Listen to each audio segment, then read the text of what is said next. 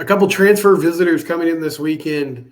Could TCU steal a tight end from their rival, who's one of the best tight ends in the portal? We'll talk about that and more next. It's Locked On Horned Frogs, your team every day. You are Locked On Horned Frogs, your daily podcast on the TCU Horned Frogs, part of the Locked On Podcast Network, your team every day.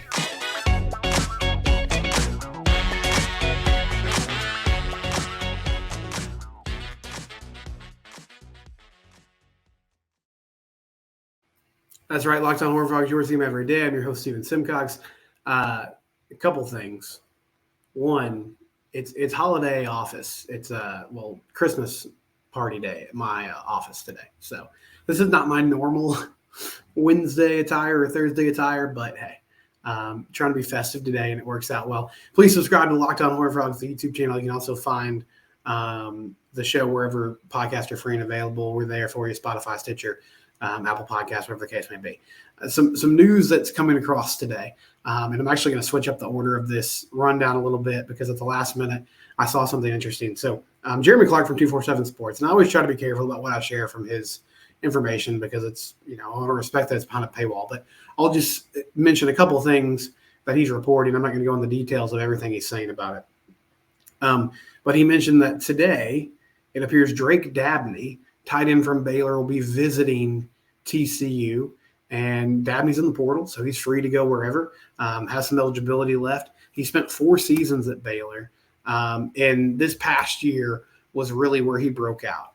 In 2022, he had 16 catches for 173 yards, but this past year in 2023, 33 receptions, 552 yards, 5 touchdowns, and he was honestly Baylor's main target. I mean, even with the receivers they had on the outside, Dabney was the guy they fed the ball to the most in the passing game.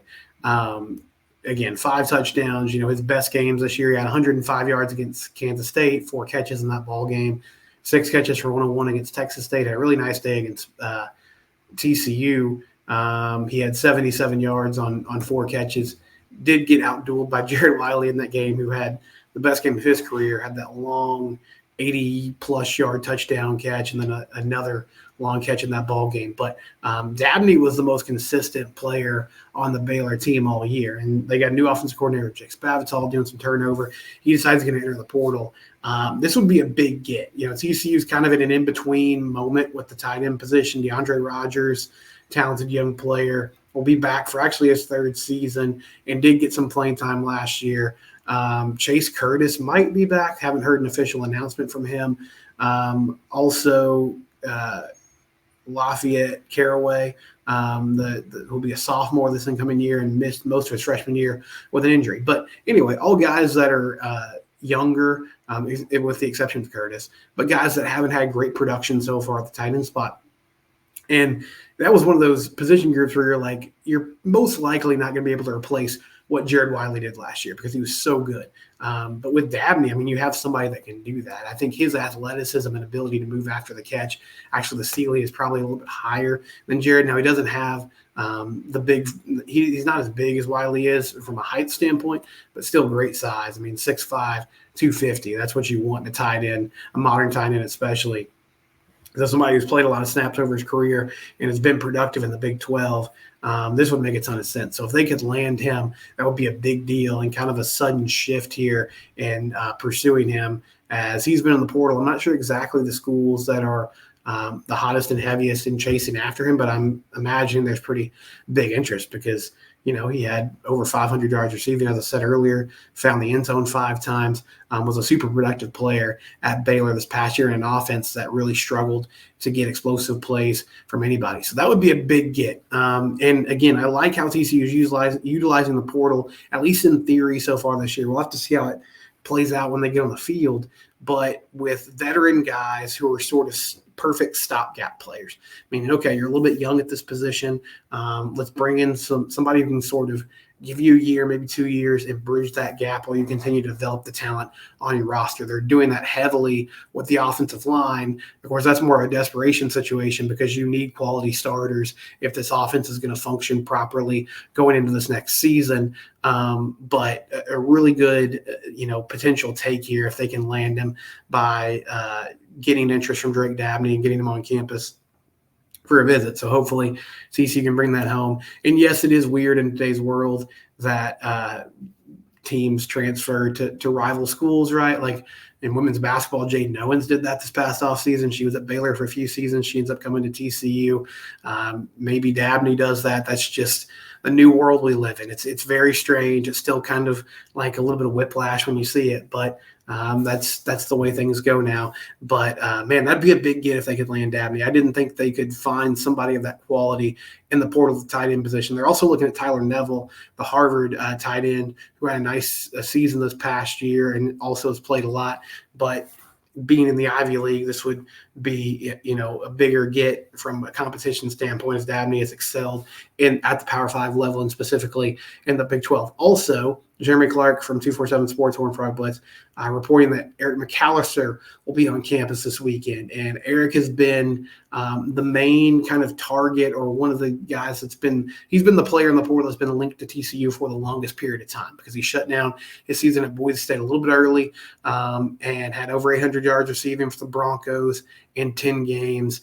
It could be a big vertical threat in this offense, which is something that we're sorely missing last year. It's kind of at the point with McAlister where I would be pretty surprised if TCU doesn't land him. Now, the one sort of caveat is the Andy Avalos situation. So Andy Avalos was his head coach at Boise State, and Greg Thompson, who's a listener to the show, and he emails me frequently. He emailed a story that I talked about last week where Eric mentioned that or maybe it was Monday when we got the news that Avalos was going to come over and be the DC. But Andy Avalos, former head coach at Boise State, will now be the defense coordinator at TCU.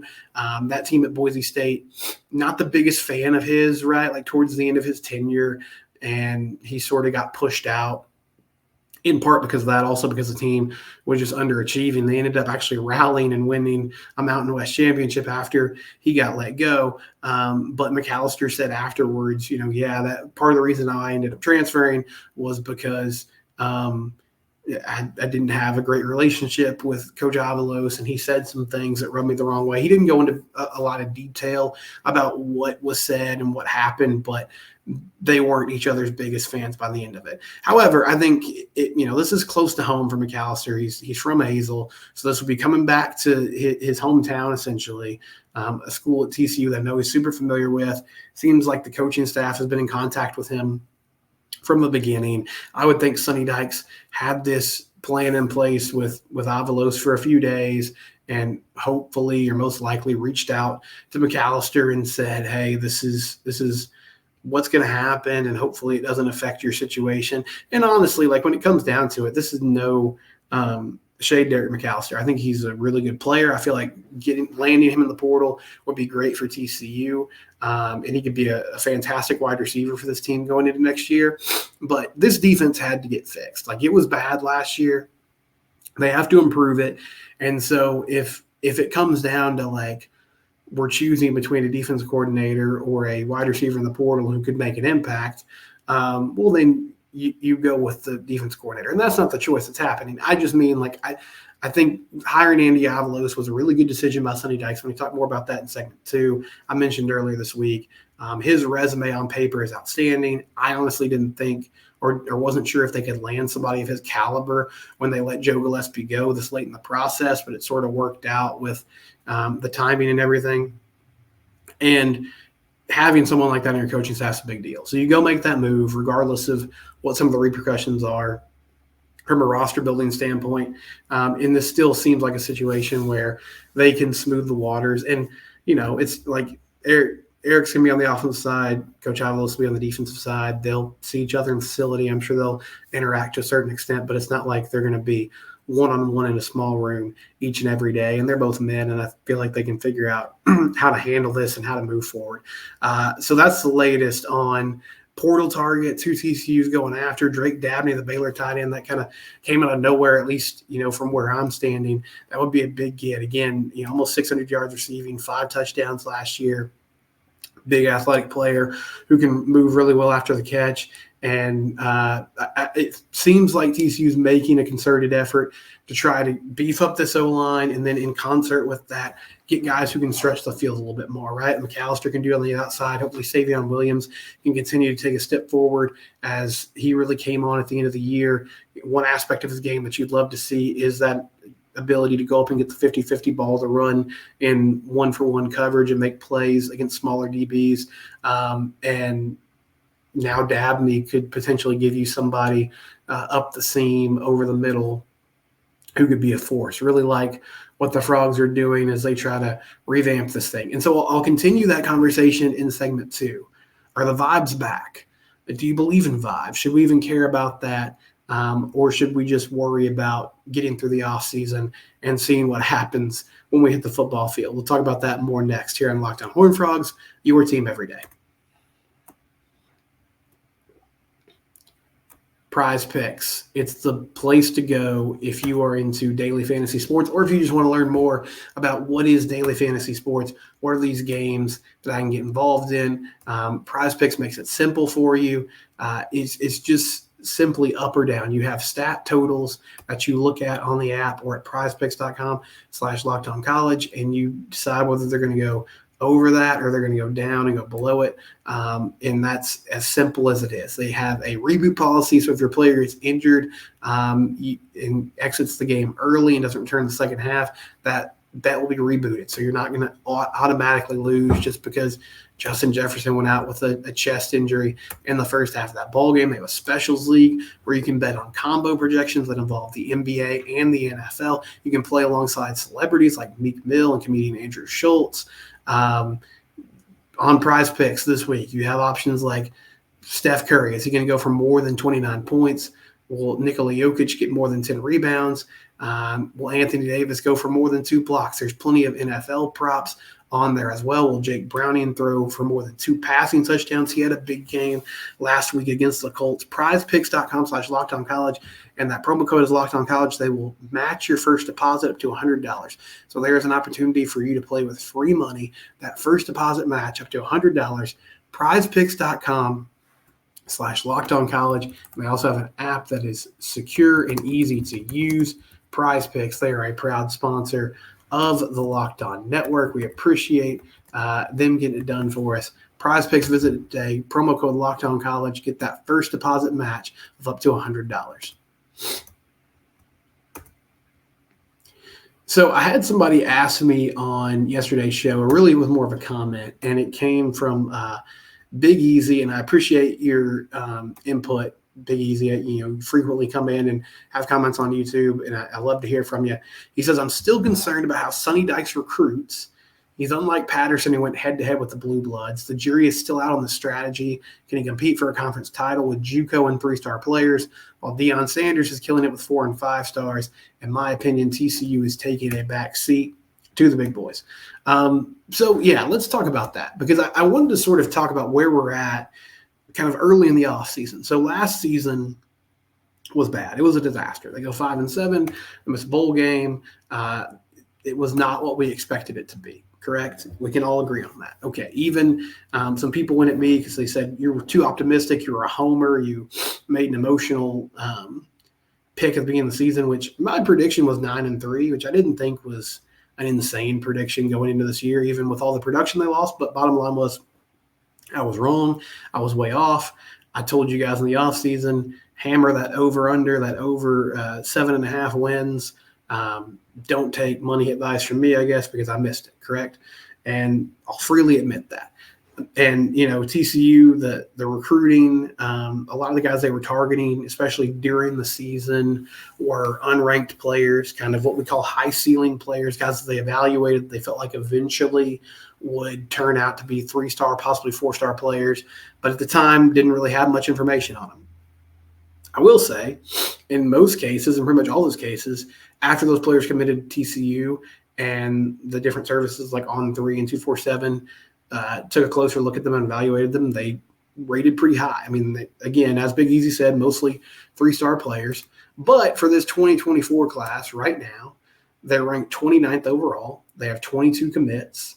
And you have some blue chip players in that mix. Jakyle Baker, 4-star player from Brownsboro. Haas Haney, 4-star player, quarterback from Aledo. He'll play Smithson Valley in the state championship game Friday at 7 o'clock if you want to check that out. Jeremy Payne, 4-star running back from Missouri City. Travis Jackson, a high 3-star defensive lineman from Tyler Legacy. I think Travis is a 4-star on 3. But to your point, there are no just can't miss 5-star prospects.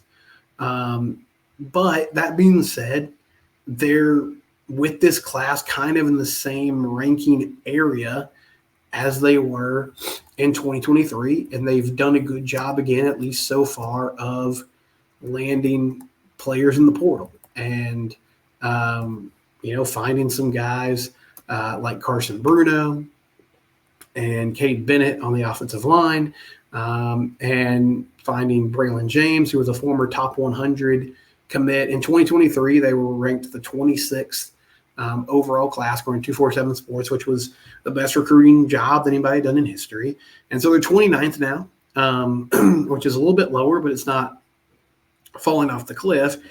And they might add a few more commits. And I think when the dust settles, they should end up top 30, maybe some teams come in there at the last minute and land some big-time players and end up with, surpassing TCU. But I feel like there's a good chance they end up top 30, at worst maybe top 35. And if your stance is that you can't win championships with that type of talent level, I understand that. I'm not going to try to necessarily get you off that. I think in the new Big 12, you can definitely compete for conference championships. Now, can you go toe-to-toe at the national level? Remains to be seen. Hasn't really been done before. Now, the transfer portal is more important than ever. And I don't know if this is a strategy that TCU wants to employ, but I think this is just kind of what this staff has either settled on or decided is the most logical thing for them, is that they target, you land a couple 4-stars from the high school ranks, you target high ceiling players that might be more developmental projects, and then your immediate impact kind of roster needs that you have, you dip into the portal and you try to find productive players at the G5 level, or you go after former highly recruited players that landed at Power SEC School X or Blue Blood X, and for whatever reason it didn't work out, and you say, hey, come on home, we'll get you right, we'll get you playing time, and we'll set you up moving forward. I feel like that's a plan that can work, especially the way the conference is shifting and evolving with Texas and Oklahoma leaving. Now, can you win a national championship that way? I'm skeptical, and I know that's the ultimate goal for everybody.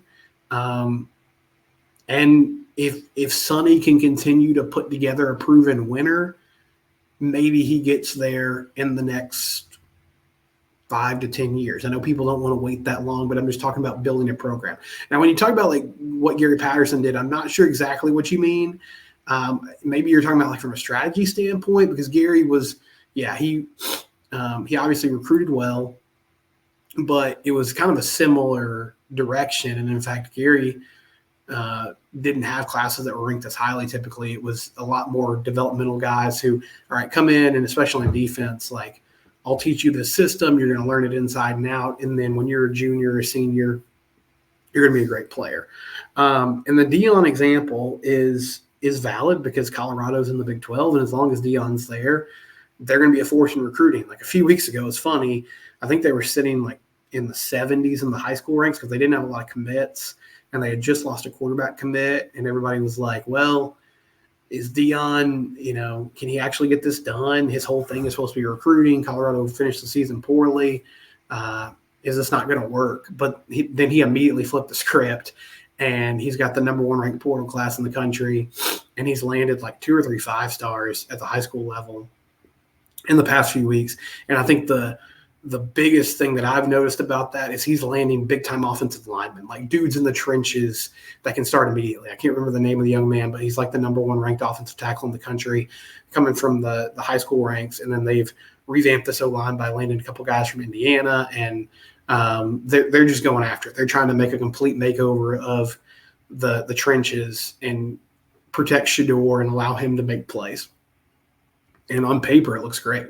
And I think Deion is so charismatic, and he's one of the most famous people in the world, like obviously one of the most famous athletes ever and one of the most successful athletes ever. And so he walks into somebody's living room and there's just an immediate respect, and people want to be around him. They want to play for him. They want to follow him.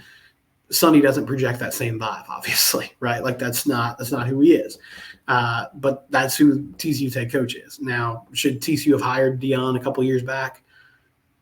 Maybe, it's hard to argue with you can't really argue with what Sonny did in year 1. Year 2 was a downturn. Deion hasn't completely done it on the field yet. He did beat TCU head to head. They were 4-8 last year, but he's doing a great job on the recruiting trail. But this conversation isn't really about that. It's more about what TCU's doing.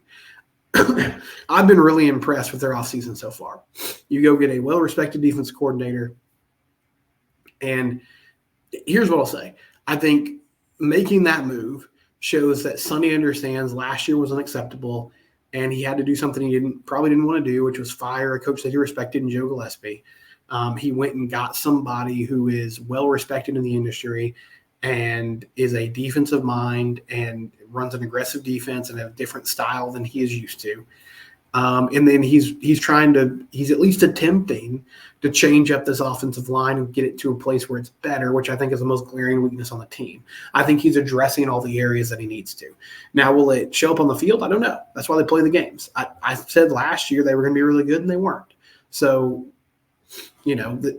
there's champions of the offseason every year at all levels of sport, whether it's college or professional, and then the games start and they don't pan out. But I think he's doing everything he can do right now to get this done, and I still believe in the direction that he's taking the program. Now, they have to execute better next year. They can't keep making silly mistakes. They have to be better in the red zone. The defense has to improve. And if they don't do those things, then they'll be staring at another year where they're fighting for bowl eligibility, and then I don't really know what happens. I mean, we're probably talking about Sonny being on the hot seat, okay?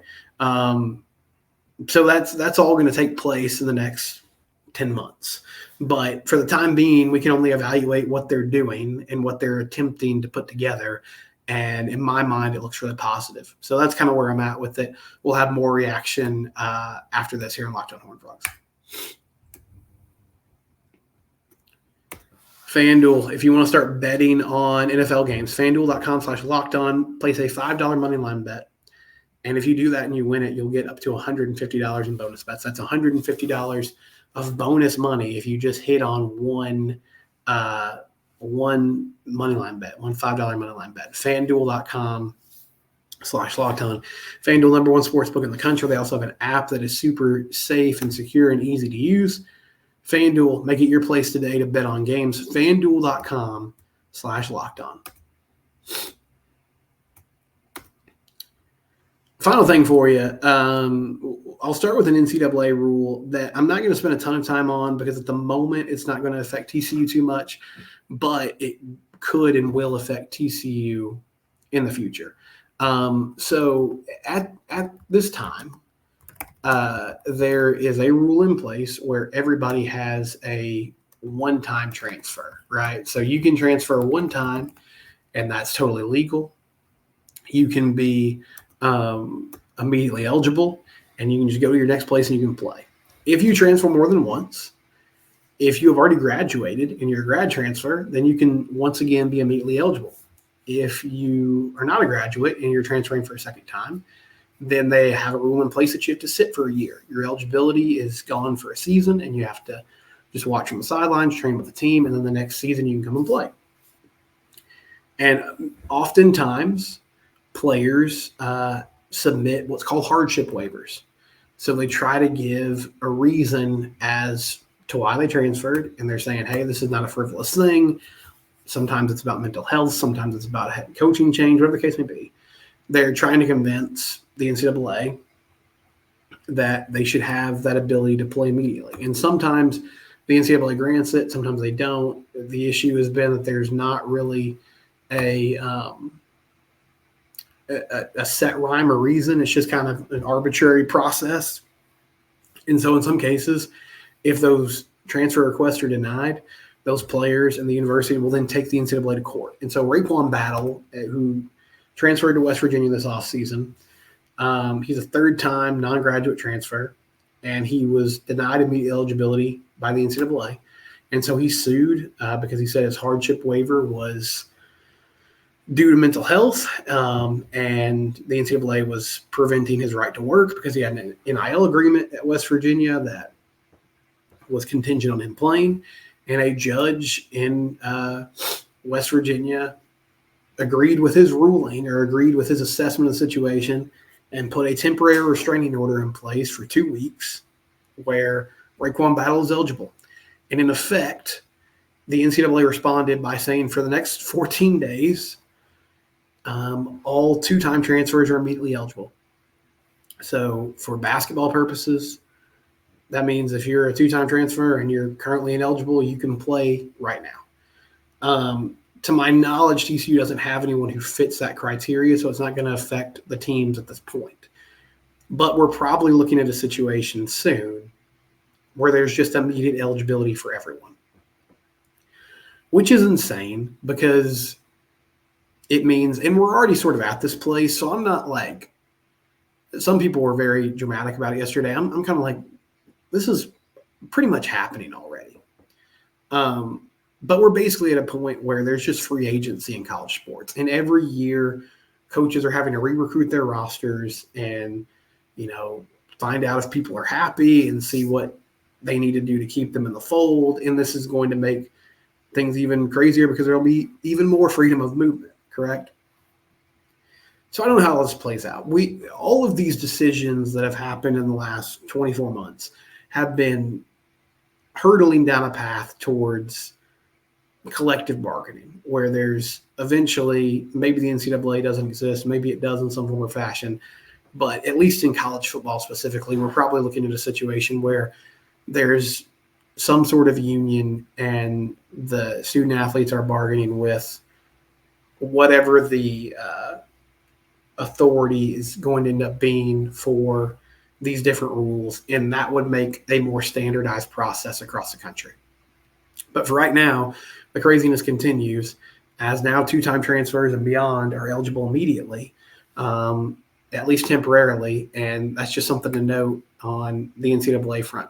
A couple more reactions from yesterday's show. Matt Clark said, I talked about Amani Bailey going to the NFL. He says, I hope I'm wrong, but I'm not seeing it. Bailey's a seventh rounder at best, and it'll be tough to make an NFL roster. I would much rather have him stayed and build his resume. Yeah, I thought he would stick around for one more season. I don't know. It's always tough with those decisions. I think these guys are kind of measuring, okay, what's my best path? What's my ceiling? Even if I'm not totally ready, can I improve my stock much more? I mean, Amani Bailey just put together a 1,200-yard season. Even if he comes back and has another big year, is that going to make a huge difference to these NFL scouts? And, I mean, I would think he got the feedback that would make him believe that it wouldn't. So maybe he's a little bit higher on that list than you think. We'll see how it plays out. I think he's got a good burst. And in the NFL, they're always searching for backs that can do this at a high level and are relatively cost efficient. And Amani could be one of those players. I feel like he could potentially make a roster and maybe be available if there are a few injuries. So best of luck to him. I hope it works out. We'll be back in tomorrow. It's Locked on Horned Frogs. It's your team, and we do this every day.